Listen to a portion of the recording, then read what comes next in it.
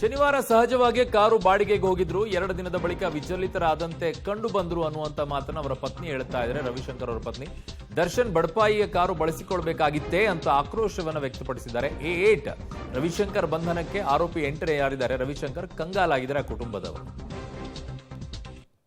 Darshan and ಗ್ಯಾಂಗ್ನಿಂದ murder ಆಗಿರುವಂಥ ಚಿತ್ರದುರ್ಗದ ರೇಣುಕಾಸ್ವಾಮಿ ಕೊಲೆ ಪ್ರಕರಣದಲ್ಲಿ ಚಿತ್ರದುರ್ಗದ ರವಿ ಅವರು 8ನೇ ಆರೋಪಿಯಾಗಿ ಈಗ ಪೊಲೀಸರಿಗೆ ಸರೆಂಡರ್ ಆಗಿದ್ದಾರೆ.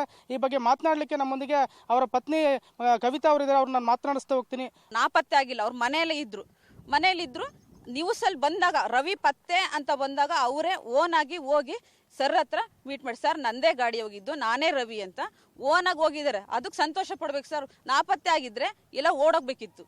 ಅವರು ಬೆಂಗಳೂರಿಗೆ ಬಾಡಿಗೆ ಹೋಗಿ ಬಂದಂಥ ಸಂದರ್ಭದಲ್ಲಿ ಮನೇಲಿ ಯಾವ ರೀತಿ ಇದ್ರು, ಏನಾದರೂ ಸಮಸ್ಯೆ ಹೇಳ್ಕೊಂಡಿದ್ರಮ್ಮ?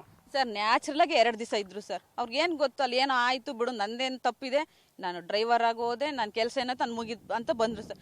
3ನೇ ದಿನ ನೀವು ಸ್ವಲ್ಪ ಡಲ್ ಆಗಿದ್ರು, ನನಗೇನು ಹೇಳಿಲ್ಲ ಸರ್. ನನ್ನ ತಮ್ಮನ ಹತ್ರ ಹೇಳಿದ್ದಾರೆ ಸರ್. ನನ್ನ ಗಂಡ ಅಂತ ಒಳ್ಳೆರು ಸರ್.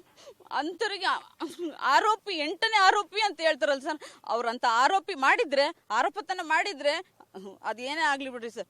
ಈಗ ಮನೆಯಲ್ಲಿ ಇವಾಗ ಯಾವ ರೀತಿ ಪರಿಸ್ಥಿತಿ ಇದೆ ಅಮ್ಮ? ಮತ್ತೆ ಇವಾಗ ಅವ್ರು ಸರೆಂಡರ್ ಆಗಿದ್ದಾರೆ, ಏನು ಹೇಳ್ತೀರಾ? ಆರೋಪಿಯಾಗಿ ಅರೆಸ್ಟ್ ಆಗಿದ್ದಾರೆ ಸರ್.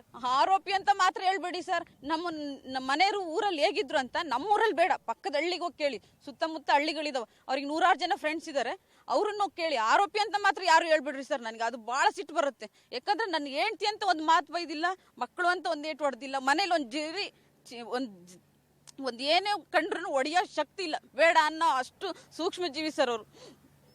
ಮಕ್ಕಳೇನಾದ್ರು ಕೇಳ್ತಾರ ಅಪ್ಪ ಎಲ್ಲಿ ಅಂತ ಕೇಳ್ತಾರ ಸರ್? ರಾತ್ರಿ ಆದ್ರು ಬೆಳಿಗ್ಗೆ ಆದ್ರು ಫೋನ್ ಮಾಡಮ್ಮ, ಪಪ್ಪ ಯಾಕಮ್ಮ ಇನ್ನೂ 2 ದಿನ ಬಂದಿಲ್ಲ?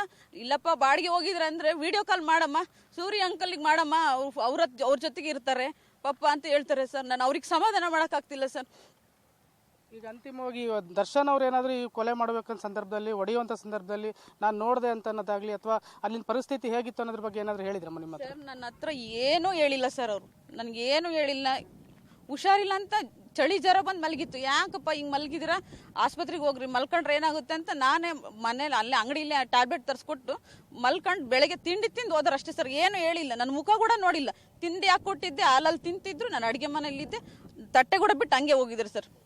ಈಗ ಅಂತಿಮವಾಗಿ ಏನು ಹೇಳ್ತಾರೆ? ಈಗ ಅರೆಸ್ಟ್ ಆಗಿದ್ದಾರೆ, ಕಾನೂನು ಹೋರಾಟ ಮಾಡ್ತೀರಾ, ಏನು ಹೇಳ್ತೀವಿ ಈಗ ಅಂತಿಮವಾಗಿ? ಸರ್ ನಾವು ಕಾನೂನು ಹೋರಾಟ ಮಾಡೋಷ್ಟು ಶಕ್ತಿ ಸಾಮರ್ಥ್ಯ ನಮ್ಮ ಹತ್ರ, ಹಣ ಆಸ್ತಿ ಅಂತಸ್ತು ಏನೂ ಇಲ್ಲ ಸರ್. ಹೊಟ್ಟೆ ಪಾಡಿಗಾಗಿ ಅದು 8 ಲಕ್ಷ ಸಾಲ ಮಾಡಿ ಗಾಡಿ ತಗೊಂಬಂದು ಅದು EMI ಕಟ್ಟಬೇಕು, ಮನೆಗೆ ಮೇಂಟೈನ್ ಮಾಡಬೇಕು. ಅದನ್ನ ನೋಡ್ಕೊಂಡ್ರೆ ಸಾಕಾಗಿತ್ತು ಸರ್. ನಾವು ಯಾರ ಹತ್ರ ಹೋರಾಡಂಗಿಲ್ಲ ಸರ್.